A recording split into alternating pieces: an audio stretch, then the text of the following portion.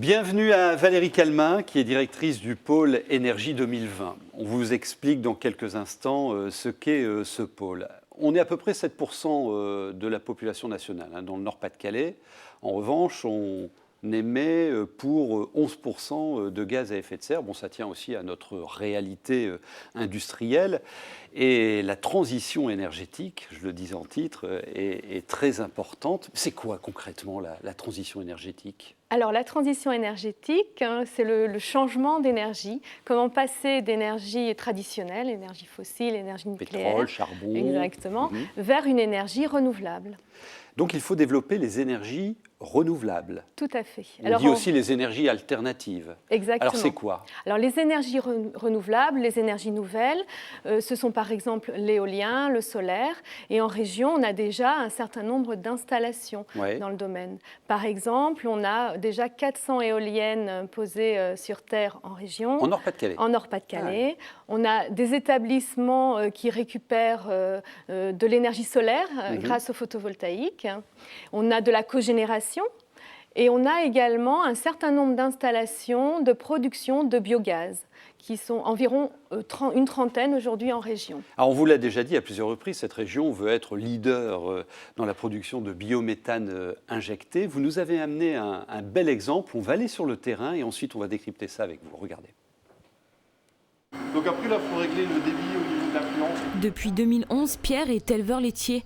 Avec sa famille, ils viennent de mettre en route leur projet Biogaz PVL, une des premières centrales de méthanisation dans le Nord-Pas-de-Calais, à produire du gaz pour être injecté dans le réseau GRDF.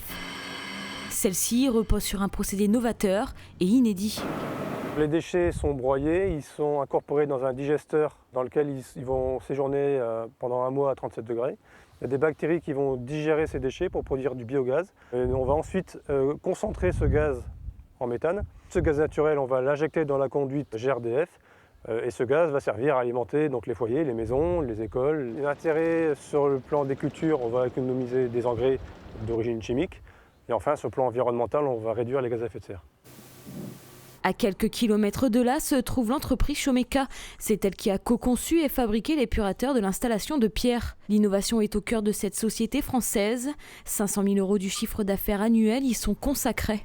À l'échelle de l'entreprise, il est clair que nous ne pouvons durer, perdurer et nous développer que si nous avons des avantages concurrentiels défendables et durables. L'innovation est absolument clé pour nous. D'un point de vue contribution sociétale et également d'un point de vue image, il est pour nous absolument essentiel de contribuer à la troisième révolution industrielle et à la transition énergétique. Si la centrale de méthanisation tourne à plein régime, elle sera rentabilisée au bout de 8 ans. Pierre pourrait alors fournir jusqu'à 10% de la consommation de gaz des villages alentours. L'innovation est un élément clé pour nous, dit cet industriel. Alors que représente cette filière énergétique dans notre région ? La filière énergétique en région est très dynamique.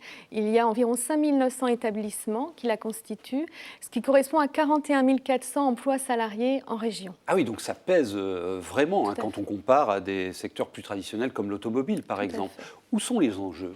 Alors, les enjeux de la filière sont multiples. Ils sont tout d'abord comportementaux. Comme pour vous, comme pour tous les citoyens, il s'agit de changer ses méthodes de fonctionnement, son approche de l'énergie. Ça part de là. Chacun d'entre nous. Tout à fait. Ensuite, il y a bien entendu des enjeux énergétiques.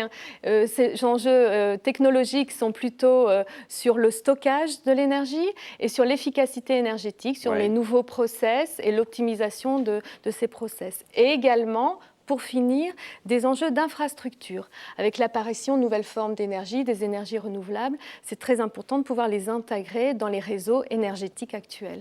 Alors le pôle énergie 2020 que vous dirigez anime cette filière qui est en croissance, je suppose, qui crée des emplois. C'est important à noter. Comment ça se passe et comment on se comporte par rapport à d'autres territoires ? Alors effectivement, le pôle énergie aujourd'hui anime cette filière au niveau économique. Donc on met en relation les acteurs des entreprises, les acteurs de la recherche et les institutionnels pour développer de l'innovation. Et on est aujourd'hui, grâce en particulier à la stratégie régionale et à la troisième révolution industrielle, nous sommes un acteur très dynamique au niveau national et international. Oui, la clé est dans le décloisonnement effectivement travailler ensemble, les chercheurs, les industriels, les consommateurs que nous sommes également. Voilà, hein. tout ça, c'est effectivement travailler ensemble, coopérer pour aller vers l'innovation et vers une transition énergétique. La filière énergétique, actrice de l'innovation dans notre région, et allez chercher des renseignements sur ce site ginov.com qui apparaît à l'écran. Et n'oubliez pas, la transformation énergétique, ça nous concerne d'abord nous, hein, vous, moi, vous Valérie. Merci pour votre témoignage et merci à vous pour votre fidélité. À très bientôt.